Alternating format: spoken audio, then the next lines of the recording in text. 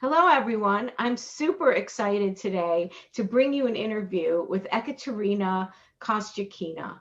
She is a doctor. She is from Russia and then Ecuador, and we're lucky, very lucky to have her here in Florida with us. She has earned her AA degree at BC, her BS at FAU, her MD at University of Miami, and an MA in psychology from Harvard. She is an extreme and space medicine consultant at the Medical Society for Optimization of Human Performance in Space Environments, which is all so exciting. So without further ado, I'm going to start with you, Ekaterina. If you could just tell us a little bit about how we got so lucky to have you land at Broward College. So go ahead. Where did you go to high school and how did you land at Broward? Oh, thank you, Jill. It's for me an honor to be here years later. Looking back, I will have not imagined being in this place. I remember when I was in college taking the first classes, I remember thinking how long it's going to take to actually get my associate in arts degree. And then years later, or many years later, I'm still having that love for learning and science and education. So I'm still taking classes, but it's now for pleasure. And I remember back to those days. Well, my story started time ago when my family migrated from Ecuador, well, first from Russia, then to Ecuador, and then to Florida. Well, at the beginning, even though I had the drive to study, that innate love for science, because of our immigration status and the language barrier and all those barriers that immigrants go through, education was something that was an unreachable star, as to say.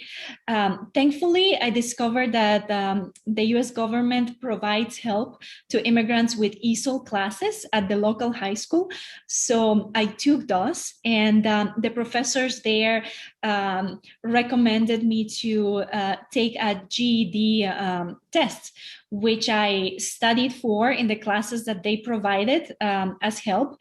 And well, the next step after getting the GED, which was very exciting, is that the SAT, which took a long time to study. And then, well, I learned about the opportunity to go to college at the local library, where I visited so much. I remember taking lots of books, as much as I could carry, and bringing them back until somebody mentioned that there's a local college where I could go and actually take credit for my classes. Well, in college, I had the great opportunity to meet amazing mentors. And one of the myths about community colleges, because at the time Broward College was a community college. So some people were saying that it may not be as good as something else. I didn't know how the system works.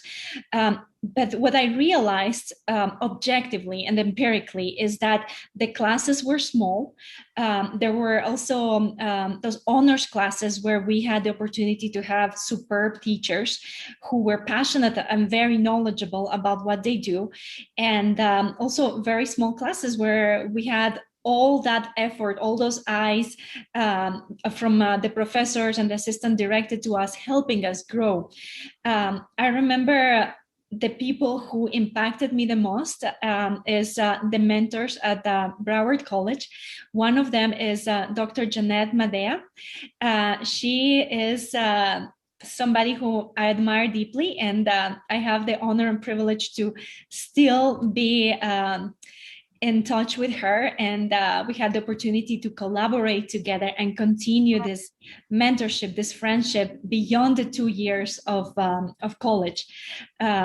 She's a wonderful person who taught me what science is, the scientific method, and how it can actually help us to do things right, to actually well, objectively see the world and education and use those tools to help people. And then somebody also who's very special is Dr. Rolando Branley and his wife, Emily, who are true professors. They are true mentors who are passionate about teaching and about their students. Their life is to give back to the next generations and to teach us. Also, with them, we have the opportunity to continue to collaborate. And now we're able to give back also to the students at Broward College by providing mentorship. And as far as, well, if somebody asks you, what do you think about something?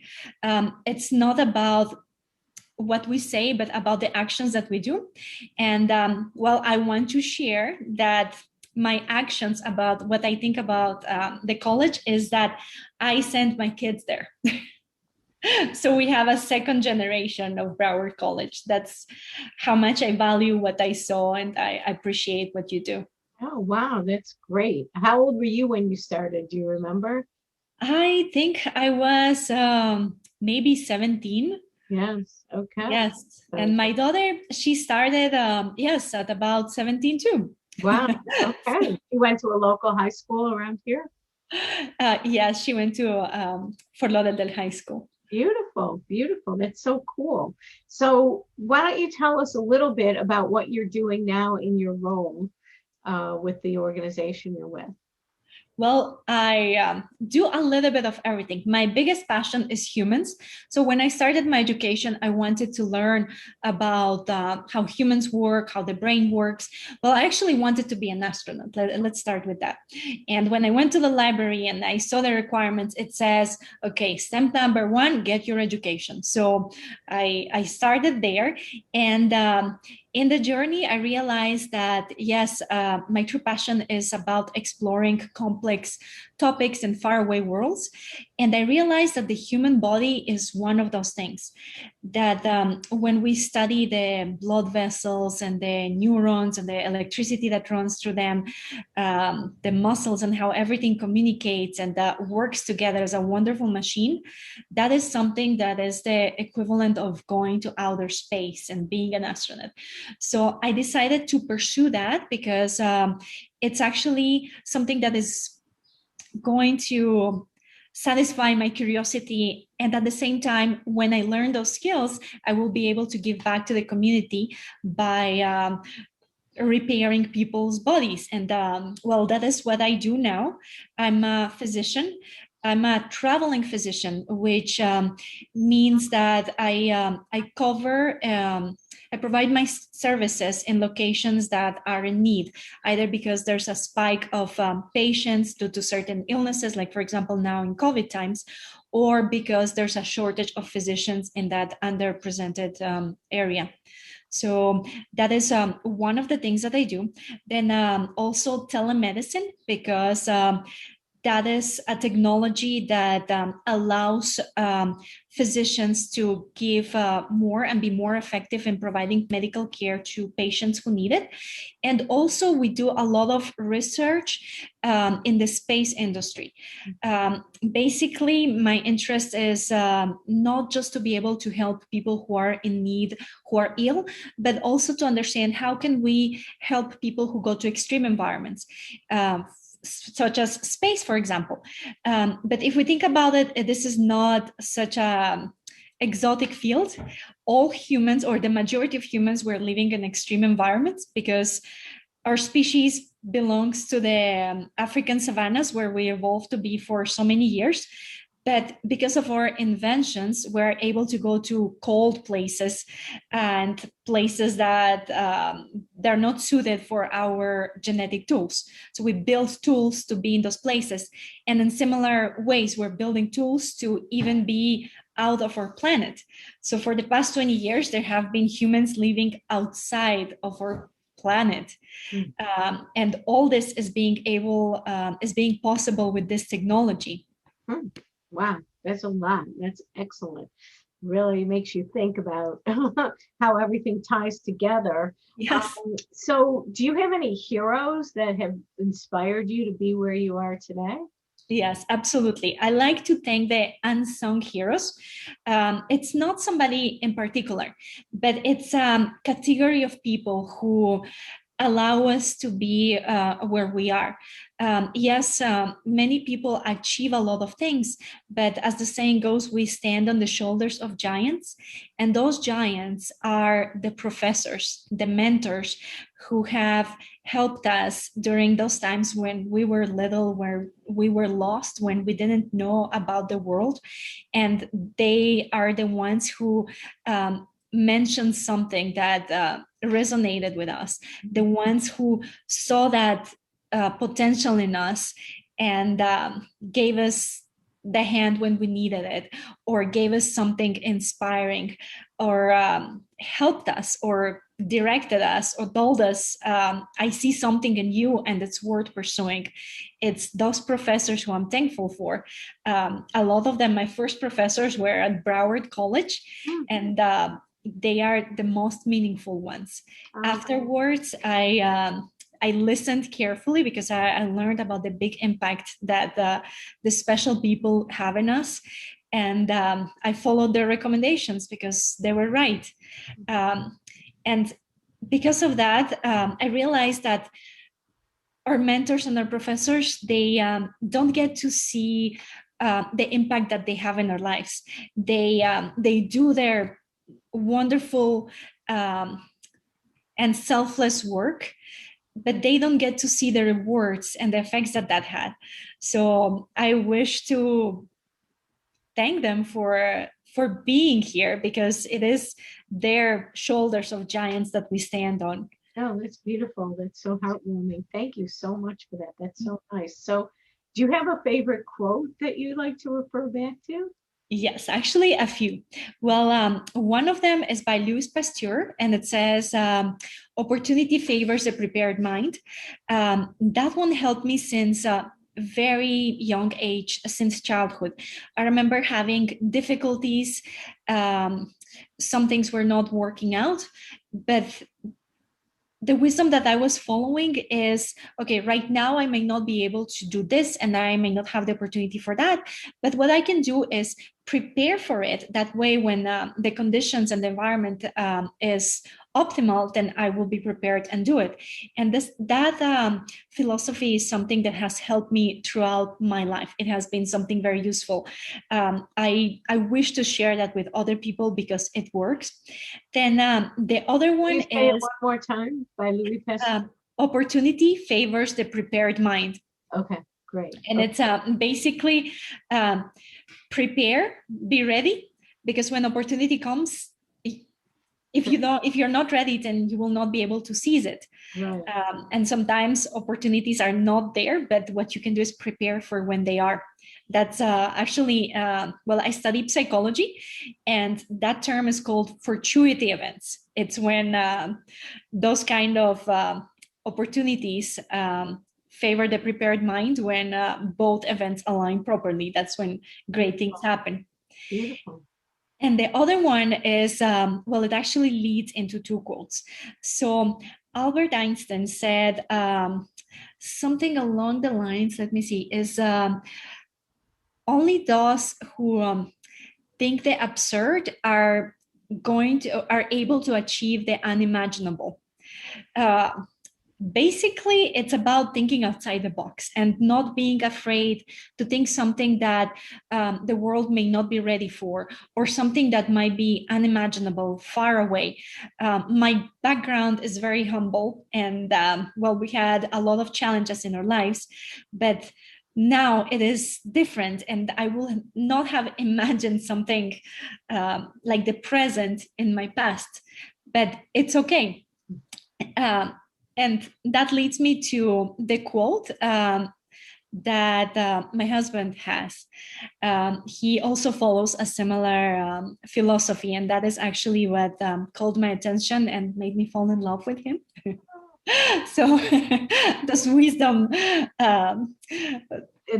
important for multiple areas. So he says that only those who think and do the absurd can achieve the unimaginable. And that is the philosophy that he follows, Israel Reyes. So together we're able to just think, imagine outside the box and try to achieve those things. And that is what has helped us. And actually, an interesting thing is that, well, I mentioned that before starting college, before high school and all that, kids dream about things, and I wanted to be an astronaut, and that's why I was going to the library, taking all those books, and learning how, like, what are the steps. So it said education. In my education, I got into a different track, the medicine, and eventually I kind of forgot about it. But then I saw that NASA was hiring in the early 2020s. And when I looked at the requirements, I actually had basically everything that they were asking for. So I applied, and now we're waiting for the reply. And let's see, maybe the absurd and the unimaginable will happen too. It's That's about great. trying. Is NASA the one in Houston or the one here in Orlando? Or is it? Well, it's the ones who are in charge of astronauts. They are in Houston mostly. Yeah, but everything is a collaboration. It's a lot of work to put people outside of the planet. Yes, I can imagine. That's so cool though that you're right in there on a lot of different levels. And again, the medicine aspect is very important because in the work that you're doing, you're also doing important work to help those that the research and everything you do that are here on the ground from what you were telling. Yes, So, that's what's so most important, to yeah, give back. right. So tell me, what is something you're super excited about? Well, now we're writing a book. It's on cyber psychology. And well, the cyber world is also an extreme environment, because, well, it's the fifth domain where humans are living now. And with the pandemic, we were pushed more there. So not only we're living in outer space for the past 20 years, but now we're doing the functions that humans do, that are considered living in cyberspace, which is an interesting concept. It's an interesting environment, and it has its benefits, but at the same time has its dangers, not just for the individual, but also for the society and also for government as far as organization. We're going through the digital era revolution, and just as it created a lot of changes when we went through the industrial revolution, in a similar manner, we are finding ways to adapt and to see how we survive and thrive in this new environment.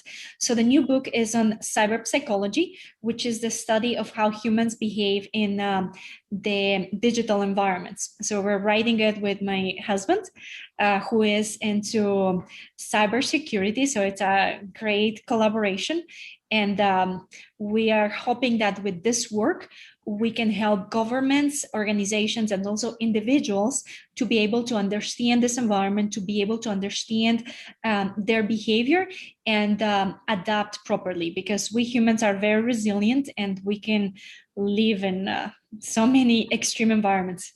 Wow, well, that sounds pretty amazing. So cyber psychology. Yes. Does it have to do anything with the pandemic and the things that we're doing now in terms of the remote environment, like we're doing the Zoom interviews, that type of a thing? Yes, absolutely. So the cyber world is it's an abstract term to imagine, but it is basically, yes, it is all that. An example, an analogy, it's actually mind-blowing, right? Because so we humans, in order to understand our environment, the reality that is out there, we have receptors, which are our eyes, ears, nose, mouth, touch. That is how we perceive what the environment is. But for example, with our eyes, we perceive just a small component of the electromagnetic spectrum. And that is how we move around and don't bump into things. And we have cars, we drive, we create things based on the information we get with the electromagnetic spectrum. And we think that is the reality, that is the world. But other creatures, like for example bats, they use sound waves and sonar to interact with their world, and their world looks completely different to them as compared to us, but it's the same world. Now, what we are seeing with the digital revolution is that there are messages that we are sending. There are ways that we are using to interact with the world, to communicate, to shorten distances, to do things that humans do, and to understand our world, to learn, to gather information, even to have romantic partners, to basically communicate. But we're doing that not with sound waves with our mouth completely, but we have to translate that into language that is in the cyber world. We cannot perceive it with our eyes, so we need to build this translating devices, like for example the computer or the smartphone, in order to be able to enter that world, to see the waves that are transmitted in that in reality, but are not detectable with our senses. So it's an interesting and fascinating field. It sounds like it. It sounds really, really interesting. And there's just so much more that is going on in terms of, just the security of cyber, et cetera. So that is really great. So you have been involved in a lot of community projects and volunteer hours and things, and just by nature of your being a physician helping people. How has that helped you and others? Yes, now that you mention it, I remember that was early inculcated through Fight at Acapa. I remember the volunteer hours that we had, to opportunities to do and the places to go and help. So it's all those, that early education is so important. I see now how it has impacted me greatly. Well, being able to help the society is one of the hierarchical needs as per the Maslow's pyramid. He's a famous psychologist that we humans have. So some of the basic needs is like shelter, food. Then we have, sleep, education. And one of the higher needs, once you achieve those basic things, is being able to help your community. It is something that is extremely important as a society in order for us to continue working together. Not everything that is valuable is monetized, but there are certain things that we can do, like giving back with our skills. And one thing that I learned that is extremely important, that I didn't know before, is that each person has something valuable to give.